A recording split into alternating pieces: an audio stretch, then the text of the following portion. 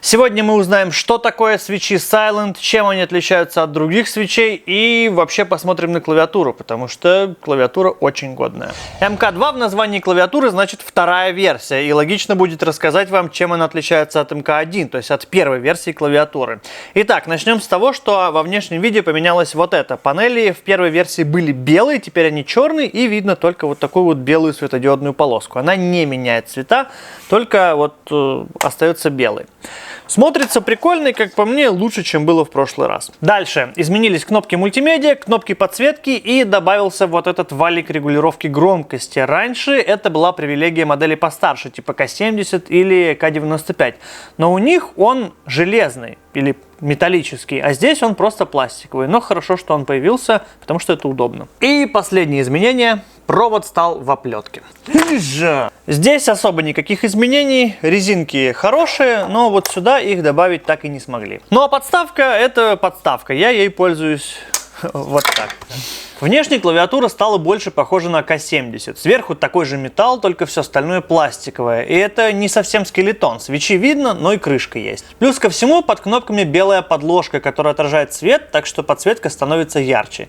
И если сравнивать в общем, то вторая версия смотрится лучше и дороже первой. Как и в случае с клавиатурой Corsair K70 RGB MK2, здесь самые главные свечи. Называются они Cherry MX Silent, они розового цвета и выглядят они точно так же, как и все остальные свечи Cherry, но на самом деле по характеристикам они отличаются. Сила нажатия примерно стандартная, 45 грамм. Для свечей без щелчка или без тактильной отдачи, как еще говорят, это стандартно. А вот ход совершенно нестандартный, потому что до упора ход 3,7 мм, а до срабатывания 1,9. Эти свечи за счет более короткого хода чуть-чуть быстрее, чем Cherry MX Red, и чуть-чуть медленнее, чем Cherry MX Speed, что нормально, потому что Speed — это самые быстрые свечи, что есть у Cherry.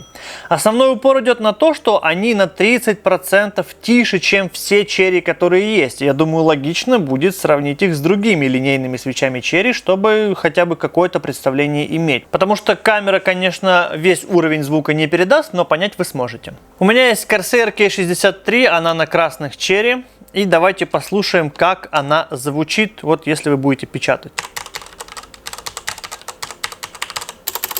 А теперь смотрим Cherry MX Silent. Бью с такой же силой. Я думаю, разница очевидна. 30% или не 30, я не знаю, но как по мне, они тупо в 2 раза тише. Усложняем задачу, берем клавиатуру с низкопрофильными свечами Cherry MX Speed. Они тоже очень тихие, но Silent должны быть тише, поэтому смотрим. Я лично думаю, что вот эта клавиатура будет тише. Теперь Silent.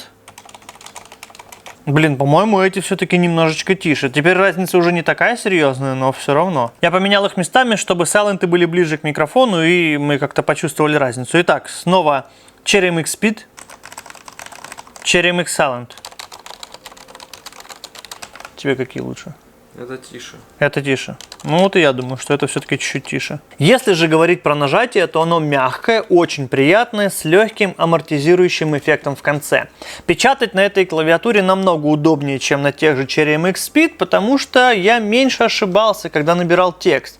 Хотя ошибки все равно будут, потому что все-таки свечи скоростные, они совсем не для набора текста. А вот в играх это очень круто. Например, в Counter-Strike я люблю какие-то позиции чекать мелкими стрейфами или выходить из-за угла мелкими стрейфами в определенных ситуациях.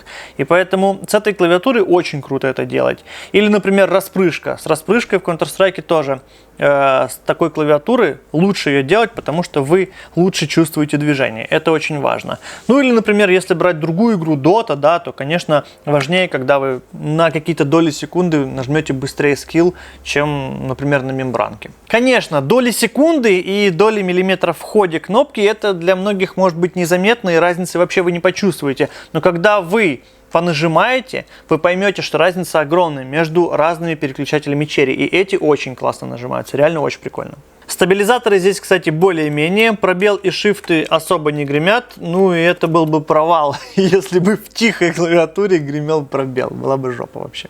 Я всегда говорил, что у Corsair самая крутая подсветка, может быть не потому, какая она яркая, а потому, какие офигенные здесь есть пресеты подсветки. Потому что вот, например, это один из моих любимых, здесь куча слоев, но, возможно, он какой-то простенький. Давайте я вам покажу другие. Вот вышла игра Apex Legends, и там есть под каждую легенду свои настройки подсветки у Corsair. Это все делают люди сами, но это очень круто, вы можете скачать это в любой момент. Итак, смотрите, Lifeline. Очень классно смотрится, прям вообще суперово. Дальше, Mirage, например, есть, да? Тоже круто. Есть Pathfinder. И под каждую легенду можно найти свой пресет подсветки. Ну, а для любителей OSU есть вот такая штука, смотрите. Оп, врубаем OSU. И, как видите, X и Z не подсвечены, но когда вы нажимаете на них, то они подсвечиваются. Z синим, а X красненьким. Реально кайфово.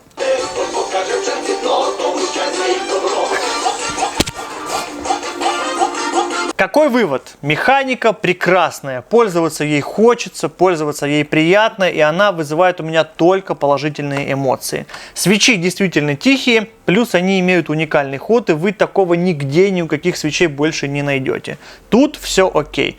Придираться мне не хочется вообще ни к чему, да, можно сказать, провод толстый, можно придраться к не по BTK капам, но мне реально на это пофиг.